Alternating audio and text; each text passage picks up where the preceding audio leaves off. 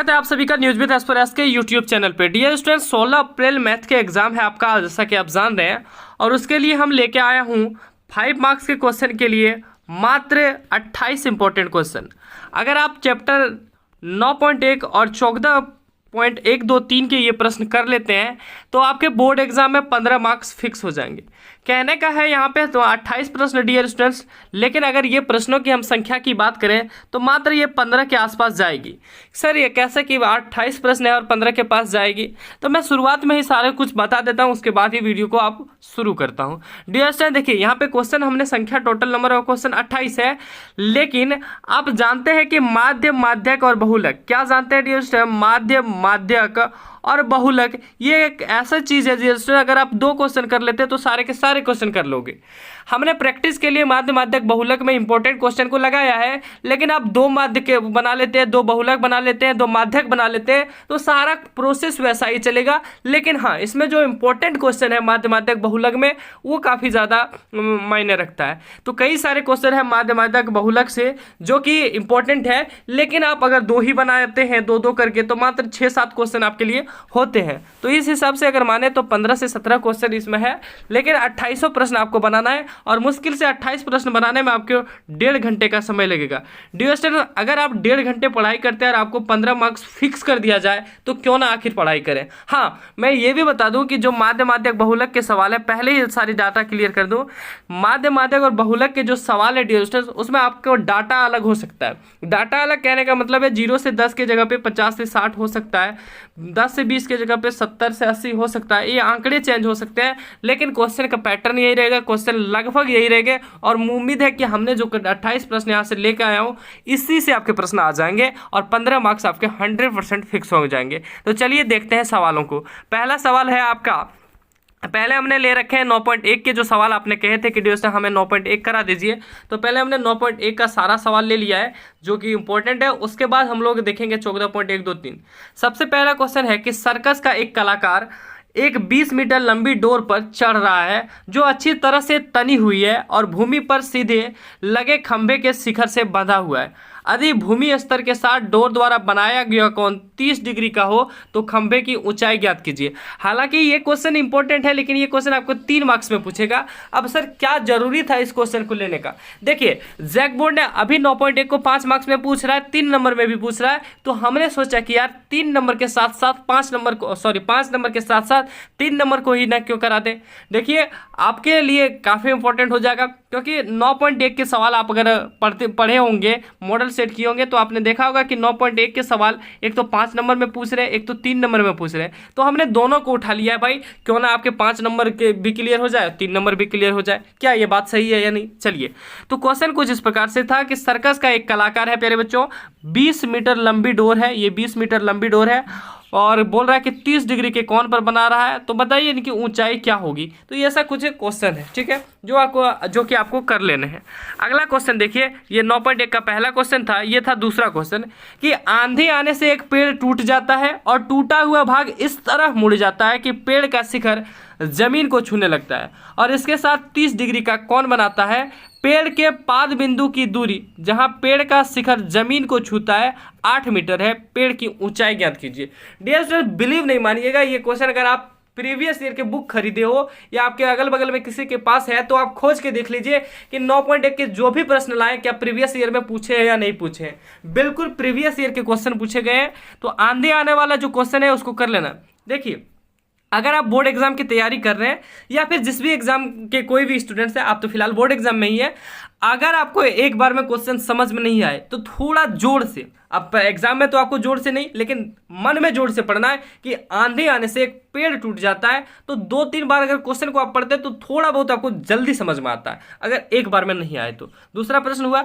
तीसरा प्रश्न है मेरे प्यारे बच्चों कि भूमि के एक बिंदु से जो मीनार के पाद बिंदु से 30 मीटर की दूरी पर है, मीनार के शिखर का उन्नयन कोण 30 डिग्री है, मीनार की ऊंचाई ज्ञात करें। कुछ इस टाइप से शायद क्वेश्चन दे रखा है आपको कि भूमि के एक बिंदु से जो मीनार के पाद बिंदु से 30 मीटर की दूरी पर है और 30 डिग्री के उन्नयन कोण के साथ है, तो मीनार की ऊंचाई ज्ञात करनी है। काफी इजी क्वेश्चन है। अगला प्रश्न है डियर स्टूडेंट, 5वां नंबर प्रश्न है कि भूमि से 60 मीटर की ऊंचाई पर एक पतंग उड़ रही है। पतंग में लगी डोरी को अस्थायी रूप से भूमि के एक बिंदु से बांध दिया गया है। भूमि के साथ 60 डिग्री का झुकाव है, यह मानकर कि डोरी में कोई ढील नहीं है। ऐसा सिर्फ कहने का दिया है कि पतंग है, पतंग को आपको देखना ही नहीं है भाई। क्वेश्चन का जो पैटर्न बनेगा कुछ इस टाइप से बनेगा। 60 मीटर की ऊंचाई पर पतंग उड़ रहा है, बोल रहा है कि 60 डिग्री के झुकाव पर है, तो डोरी में कोई ढील नहीं है, तो डोरी की लंबाई है, लंबाई आपको ज्ञात करनी है। सिर्फ पतंग आपको हवाई देने के लिए बनाया गया है, टेंशन फ्री रहिए, ये क्वेश्चन थोड़ा कम पूछता है। अगला क्वेश्चन देखिए, 1.5 मीटर लंबा एक लड़का 30 मीटर एक ऊंचे भवन से कुछ दूरी पर खड़ा है। जब वह ऊंचे भवन की ओर जाता है तब उसकी आंख से भवन के शिखर का उन्नयन कोण 30 डिग्री से 60 डिग्री हो जाता है। बताइए वह भवन की ओर कितनी दूरी तक चल कर गया। मान लिया जाए प्यारे बच्चों एक भवन है, ठीक है, ये ज़मीन है, यहाँ पे 1.5 मीटर लड़का जो खड़ा है और कुछ इस टाइप से इसका लंबाई होगा, तो यहाँ से यहाँ तक वो आ जाता है। तो बताइए कितने डिग्री का मतलब कितने दूरी चल के आता है। तो ये क्वेश्चन है, और ये क्वेश्चन भी थोड़ा सा कम पूछता है। ये कतई नहीं है कि नहीं पूछता, लेकिन थोड़ा सा कम पूछता है। आप इनका भी प्रैक्टिस जरूर कर लें।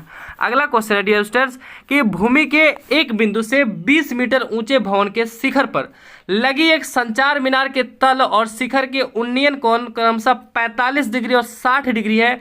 मीनार की ऊंचाई ज्ञात करिए। और बिलीव मानिए क्वेश्चन वेरी वेरी इंपॉर्टेंट है, बहुत ज़्यादा इंपॉर्टेंट है, काफ़ी बार पूछा जा चुका है। 20 मीटर ऊंचे भवन के शिखर पर लगी एक संचार मीनार के तल और शिखर के उन्नयन कोण 45 डिग्री और 60 डिग्री है। मीनार की ऊंचाई ज्ञात कीजिए, कर लीजिएगा डियर स्टूडेंट्स। अगला क्वेश्चन है, एक पेडेस्टल के शिखर पर एक 1.6 मीटर ऊंची मूर्ति लगी है। भूमि के एक बिंदु से मूर्ति के शिखर का उन्नयन कोण 60 डिग्री है और उसी बिंदु से पेडेस्टल के शिखर का उन्नयन कोण 45 डिग्री है। पेडेस्टल की ऊंचाई ज्ञात करिए। ये भी VVI क्वेश्चन है, इंपॉर्टेंट क्वेश्चन है। अगला क्वेश्चन है प्यारे बच्चों, देखिए जो भी प्रश्न आपको करने सिर्फ 9.1 में ही करने, उधर तो हवाई है यार। और ये भी कई इंपॉर्टेंट है लेकिन हार्ड नहीं है। हाँ, कई स्टूडेंट्स को लगता होगा जो थोड़ा बड़ा बनता है, जो कैलकुलेशन थोड़ा नहीं है, जिसका थोड़ा सा दिमाग कम है, उसको थोड़ा हार्ड लगता होगा। लेकिन प्यारे बच्चों आपके लिए जो क्वेश्चन, आप अगर थोड़ा बहुत भी तेज है तो हवाई कर देंगे। ये सब क्वेश्चन आपको लूट मचाने के लिए दिया जाएगा 15 मार्क्स के लिए। एक मीनार के पाद बिंदु से एक भवन के शिखर का उन्नयन कोण 30 डिग्री है और भवन के पाद बिंदु से मीनार के शिखर का उन्नयन कोण 60 डिग्री है।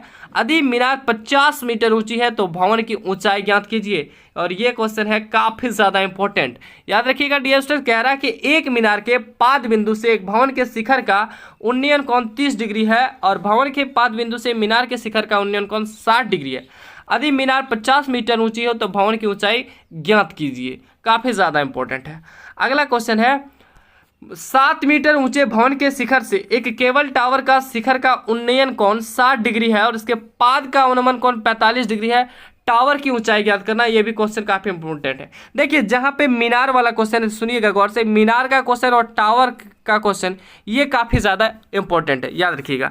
अगला क्वेश्चन है, एक सीधा राजमार्ग एक मीनार के पाद तक जाता है। मीनार के शिखर पर खड़ा एक आदमी एक कार को 30 डिग्री के अवनमन कोण पर देखता है, जो कि मीनार के पाद की ओर से एक सामान चल रहा से जाता है।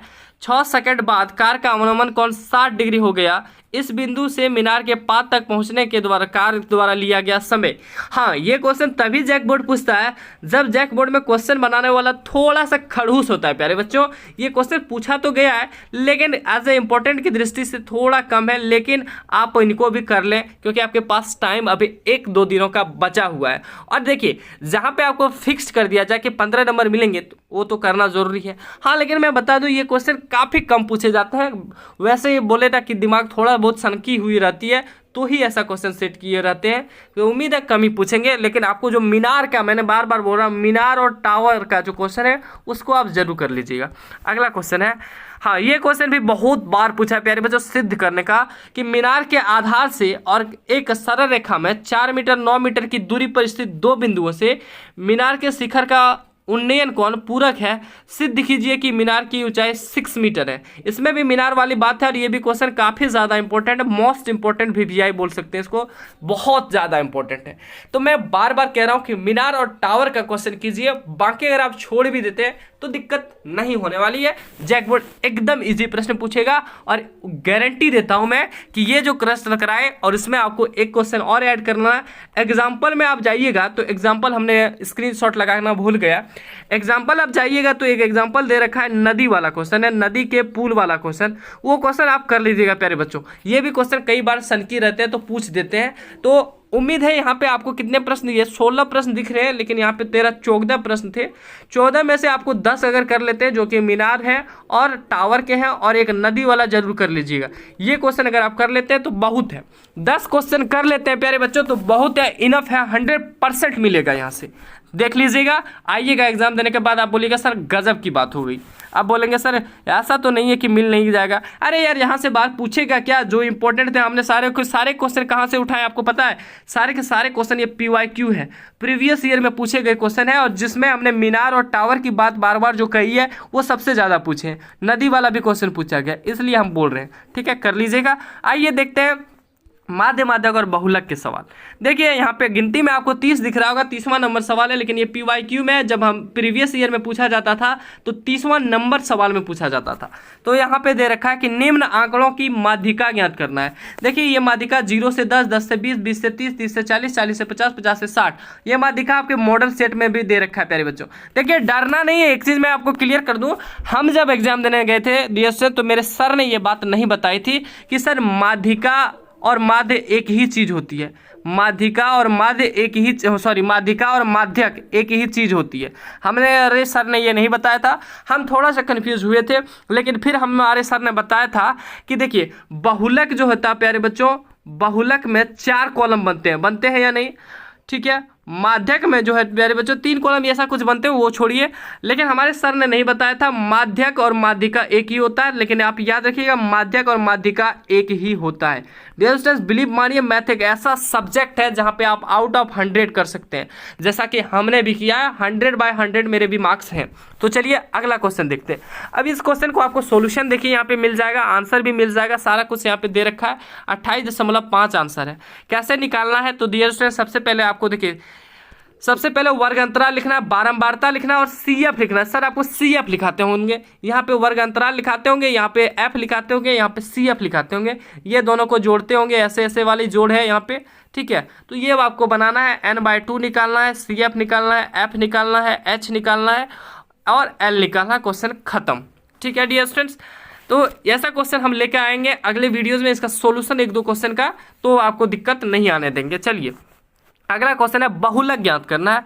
बहुलक, देखिए फॉर्मूला याद होना चाहिए मेरे प्यारे बच्चों कि बहुलक का फॉर्मूला ये होता है, माध्यक का फॉर्मूला ये होता है और माध्य का फॉर्मूला ये होता है। फॉर्मूला अगर भूल जाते हैं तो दिक्कत होगी। अगर आप यहाँ तक भी बना लेते हैं बोर्ड एग्जाम में, फॉर्मूला तक ही लिख देते हैं, तो आपको आधा या फिर 1 नंबर जरूर दिया जाएगा। तो क्वेश्चन है बहुलक ज्ञात करना है, सेम टू सेम डाटा देखिए वही है, डाटा में कोई परिवर्तन नहीं किया गया, देख पा रहे हैं यही डाटा है। इसी से कभी माध्य पूछ लेता है, कभी माध्यक पूछ लेता है, कभी बहुलक पूछ लेता है। तो बताइए कितने क्वेश्चन बन सकते थे? 3 क्वेश्चन, हमने यहाँ पे 2 क्वेश्चन उठा रखे हैं, तो बराबर तो बात एक ही हुई प्यारे बच्चों। इसका राइट आंसर कितना? 37.14। याद रखिएगा जब बहुलक निकालिएगा तो बहुलक में क्या निकालना है? सबसे अधिक बारंबारता किसकी है? 20 से 30 की। बहुलक वर्ग वही हो जाएगा, लिखना है सिंपल मैं बता दूं कि लिखना है यहाँ सबसे अधिक बारंबारता 20 है, बहुलक वर्ग इसलिए 20 से 30 हो जाएगा, और 20 से 30 में जो छोटा है वो L होता है, जो बड़ा है वो H होता है। ठीक है, उसके बाद ये F हो जाएगा। ठीक है, F0 ये हो जाएगा, F1 F2 ये आपको निकाल लेने हैं। F0 इधर हो गया आपका, F1 इधर F2, सब ये चीज़ निकाल लेना है। ठीक है, यहाँ पे फॉर्मूला थोड़ा दूसरा टाइप का दिया, ये फॉर्मूला आपको याद नहीं करना है, आपको ये वाला फॉर्मूला ऐड करना है, L plus F2 minus F1 जो होता है वो वाला फॉर्मूला याद करना। ठीक है, ये फॉर्मूला थोड़ा सा हार्ड टाइप का दिखा दिया यहाँ पे। अगला क्वेश्चन दे रखा है प्यारे बच्चों, निम्न आंकड़ों के लिए बहुलक ज्ञात कीजिए। बहुलक दे रखा है मासिक खपत उपभोक्ताओं की संख्या, ये बहुलक इनका निकालना। यहाँ पे भी 20 है, इसका बहुलक वर्ग हो जाएगा 125 से 145। निकाल लीजिएगा। देखिए यहाँ पे इसका सॉल्यूशन भी दे रखा है और सॉल्यूशन का आंसर जो है 135.76 है। क्या है? 135.76 दे रखा। अगला क्वेश्चन देखिए, अगला क्वेश्चन है एक जीवन बीमा एजेंट 100 पॉलिसी धारकों की आयु के बंटन के निम्नलिखित आंकड़े ज्ञात करता है। माध्यिका आयु ज्ञात कीजिए। क्या करना है? माध्यिका आयु ज्ञात करना है, मतलब माध्यक ज्ञात करना है।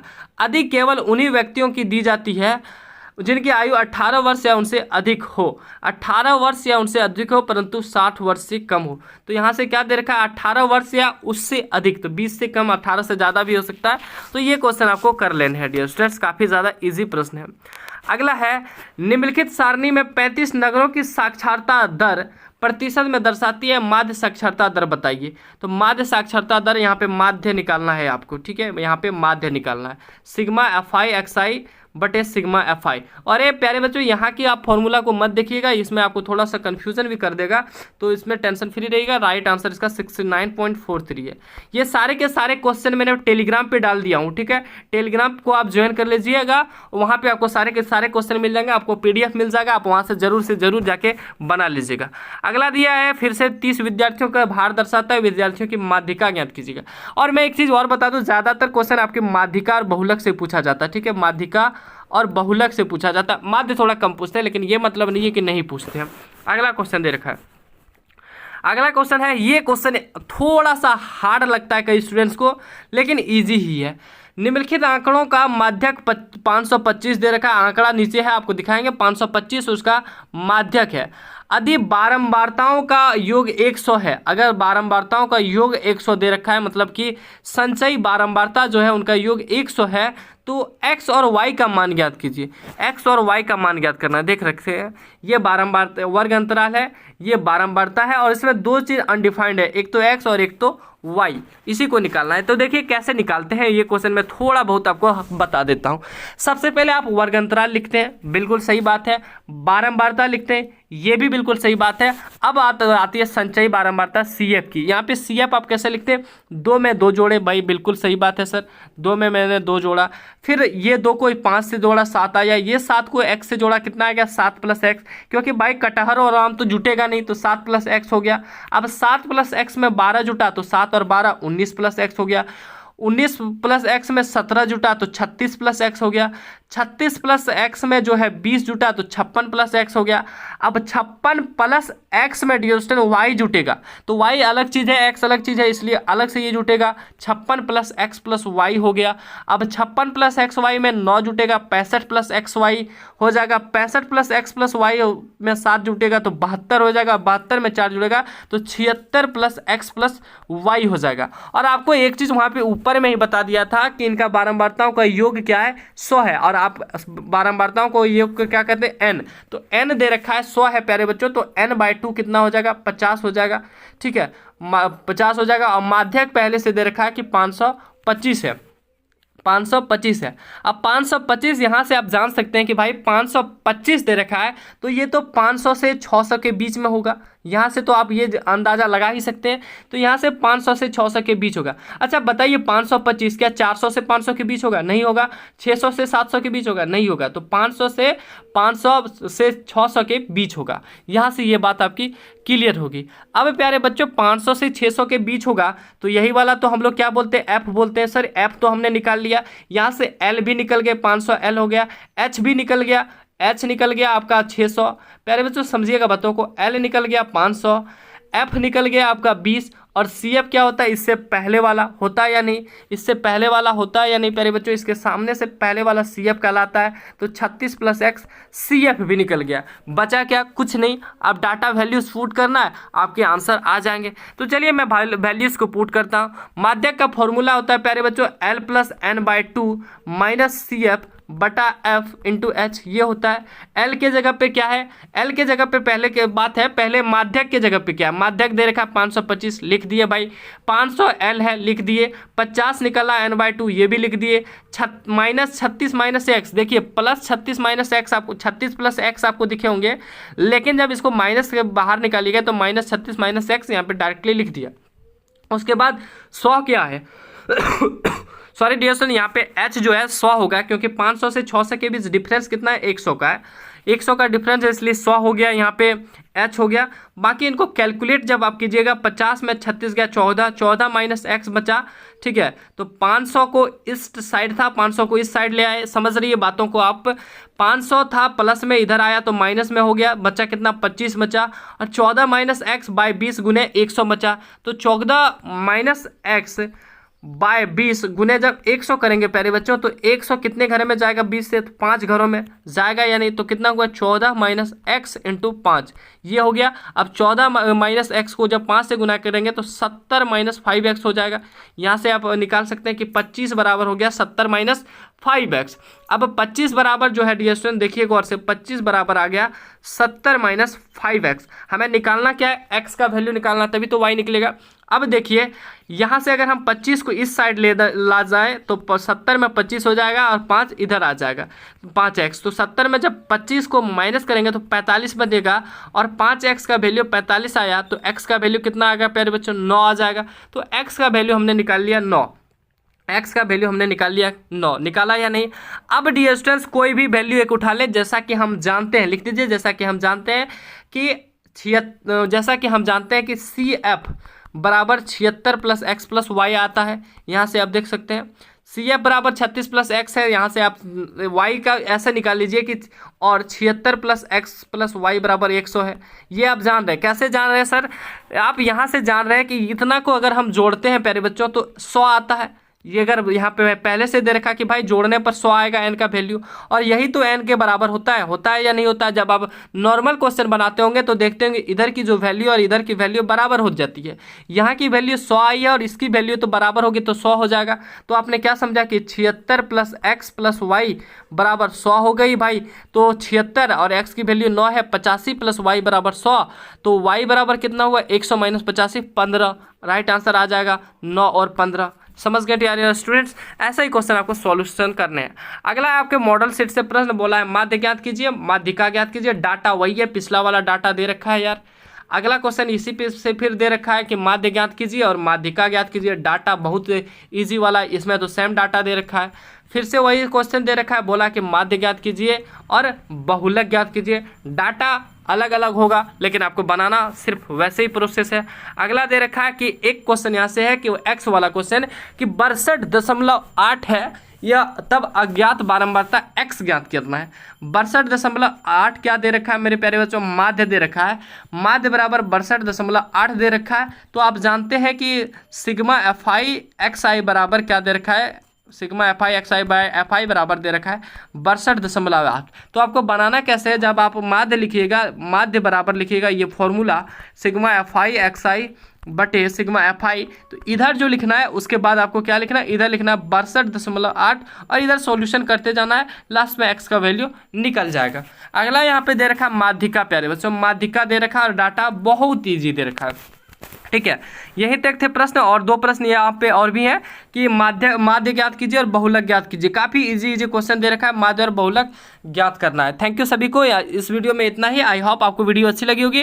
डियर स्टूडेंट्स, इस वीडियो में हमने क्या क्या सीखा थोड़ा एक बार और बता दूं। इस वीडियो में हमने कई सारे प्रश्न देखे, प्रश्नों की कुल संख्या इसमें 28 है। ठीक है, लेकिन माध्य, माध्यक और बहुलक के डाटा बहुत सेम है और एक ही जैसे बनते हैं, लेकिन इसमें आपको दो प्रश्न हमने बताया कि बहुत ज़्यादा इंपॉर्टेंट है। एक्स प्लस वाई वाला क्वेश्चन, एक्स और वाई का वैल्यू निकालने वाला, और ये एक्स वाला जो अभी हमने ऊपर में दिखाया, तो ये दोनों क्वेश्चन काफ़ी इंपॉर्टेंट है। और 9.1 में मीनार और टावर, साथ ही नदी का एक क्वेश्चन जो आपके एग्जाम्पल में दे रखा है, ये क्वेश्चन काफ़ी ज़्यादा इंपॉर्टेंट है। तो आपको पढ़ना क्या है, तो पढ़ना है मीनार वाला क्वेश्चन, टावर वाला क्वेश्चन, नदी वाला क्वेश्चन, लगभग इसमें 10 क्वेश्चन हो जाएंगे। और यहाँ से आपको एक तो एक्स प्लस वाई का जो वैल्यू निकालना ये क्वेश्चन, और एक एक्स का वैल्यू निकालना 2 क्वेश्चन, और इधर से आपको हर एक चीज़ के लिए, माध्य के लिए 2 क्वेश्चन, बहुलक के लिए 2 क्वेश्चन, माध्यिका के लिए 2 क्वेश्चन, टोटल हो गया 6 क्वेश्चन। तो 6, 2, 8, 10, 18 क्वेश्चन इससे बना लीजिए। बोर्ड एग्जाम में अगर छूटेगा तो आप हमें आके बोलिएगा। देखिए मैं एक बार फिर बता दूं कि आपके डाटा चेंज हो सकते हैं, CDF से 100 की जगह 200 हो सकते हैं, लेकिन क्वेश्चन हूबहू ऐसा ही रहेगा, पैटर्न इजी रहेगा। और मैं बोल दूं कि x प्लस वाई वाला जो क्वेश्चन है और x वाला क्वेश्चन, तभी x वाला क्वेश्चन पूछ सकता है, याद रखिएगा, x का क्वेश्चन पूछ सकता है, लेकिन x और y का जो वैल्यू निकालने वाला है ये क्वेश्चन तभी पूछेगा जब क्वेश्चन बनाने वाला थोड़ा सा सनकी होगा या फिर थोड़ा सा उसका दिमाग उमाग घुरा होगा। ठीक है dear students, I hope video अच्छी लगी होगी, तो आप हमारे टेलीग्राम चैनल को ज्वाइन जरूर कर लें और वहाँ से PDF को प्राप्त कर आप उनका सोल्यूशन जरूर कर लें। मिलेंगे नेक्स्ट वीडियो में कोई नई जानकारी, कोई नई एजुकेशनल वीडियो के साथ, जिसमें आपको 5 मार्क्स के क्वेश्चन आज हमने कंप्लीट कर लिए। 5 मार्क्स से इससे बाहर नहीं जाएगा। बचे हैं 2 मार्क्स के क्वेश्चन जिनको आपको डिस्क्रिप्शन में लिंक दिया गया, वो भी हमने कर लिए। उनके बाद बचे 3 मार्क्स के क्वेश्चन। नेक्स्ट वीडियो में 3 मार्क्स के क्वेश्चन आएंगे, साथ ही MCQ के वीडियोज़ भी आएंगे। तो बने रहिए हमारे साथ, तब तक के लिए धन्यवाद। जय हिंद, वंदे मातरम, all the best and best of luck.